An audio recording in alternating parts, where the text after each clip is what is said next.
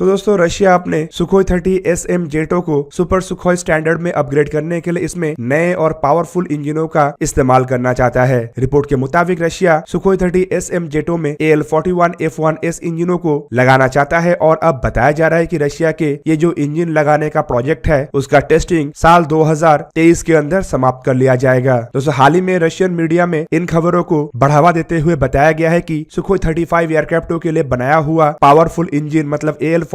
F1S इंजनों को Sukhoi 30 SM एयरक्राफ्टों में इंटीग्रेट करके इसके टेस्ट को रशिया साल 2023 के दिसंबर महीने से पहले समाप्त कर लेगा, जो कि एक तरीके से दर्शा रहा है कि साल 2024 ऐसा समय होगा जब रशिया के बेड़े के सुखोई 30 SM एयरक्राफ्टों को एक एक करके नए इंजनों से अपग्रेड किया जा सकेगा। इवन रशियन मीडिया के रिपोर्ट में यह भी दावा किया जा रहा है कि नए इंजनों के इस्तेमाल से सुखोई 30 SM एयरक्राफ्ट अधिक वजन के हथियारों को भी कैरी करने में सक्षम होगा और साथ ही साथ अभी के मुकाबले में अधिक रफ्तार में भी उड़ान भर सकेगा। दोस्तों बेसिकली रशिया की तरफ से यह भी बताया जा रहा है कि एयरक्राफ्टों में इंजनों को इंटीग्रेट करने का काम फिलहाल चल रहा है और कुछ हिस्से में कुछ लो स्केल का टेस्टिंग भी चल रहा है। अचानक से रशिया की तरफ से सुखोई 30 SM एयरक्राफ्टों को अपग्रेड करके इसमें नए इंजनों को इस्तेमाल करने के इरादे को इसीलिए मजबूत किया जा रहा है क्योंकि रशिया इसे एक मार्केटिंग स्ट्रेटेजी के रूप में भी देख रहा है। फिलहाल रशिया का प्लान है कि जिन देशों में रशिया के सुखोई 30 एयरक्राफ्टों का इस्तेमाल हो रहा है उन देशों के अंदर भी इस चलन को आगे बढ़ाते हुए उन देशों के एयरक्राफ्टों को भी नए इंजनों से अपग्रेड किया जा सके ताकि रशिया को एक नए डील मिल सके।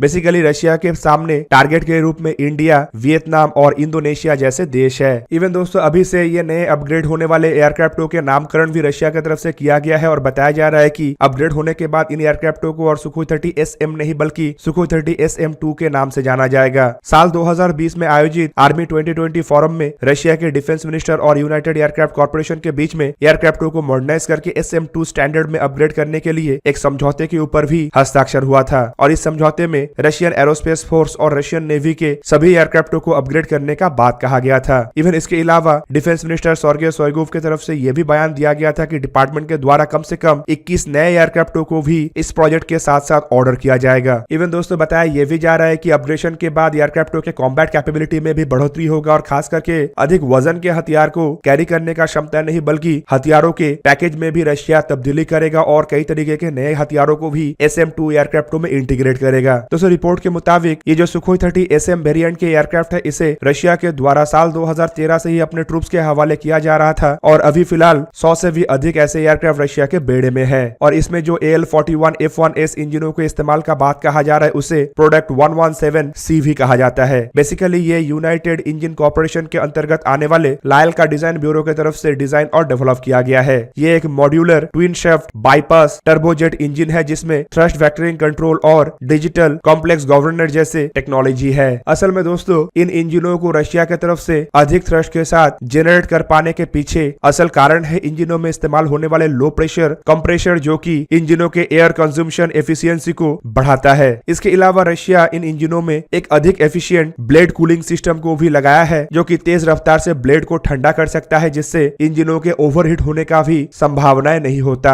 इवन दोस्तों AL-41 सीरीज के इन इंजनों का इस्तेमाल रशिया के द्वारा अपने 5th जनरेशन के फाइटर एयरक्राफ्टों के पहले कुछ प्रोडक्शन वेरिएंट मतलब सुखोई Su-57 के प्रोडक्शन वेरिएंट में भी किया जा रहा है, जबकि रिपोर्ट में यह भी बताया जा रहा है कि इन्हीं इंजनों का इस्तेमाल करके रशिया अपने सुखोई 75 जैसे एयरक्राफ्टों का भी डेवलपमेंट कर रहा है। दोस्तों भारत के लिए भी रशिया की तरफ से इन्हीं इंजनों का ऑफर है ताकि भारत अपने सुखोई 30 MKI एयरक्राफ्टों को सुपर सुखोई स्टैंडर्ड में अपग्रेड कर सके। अब देखना यह है कि रशिया की तरफ से अपने बेड़े के एयरक्राफ्टों को अपग्रेड करने के प्रोजेक्ट को आगे बढ़ाने के बाद भारत की तरफ से इसे लेके क्या प्रतिक्रिया आता है। तो दोस्तों यह था आज का वीडियो। अगर आपको वीडियो अच्छा लगा तो लाइक कीजिए और मेरे चैनल को सब्सक्राइब कीजिए और साथ में बना हुआ बेल आइकन को भी प्रेस कर दीजिए ताकि आप मेरा वीडियो देख पाए सबसे पहले। जय हिंद।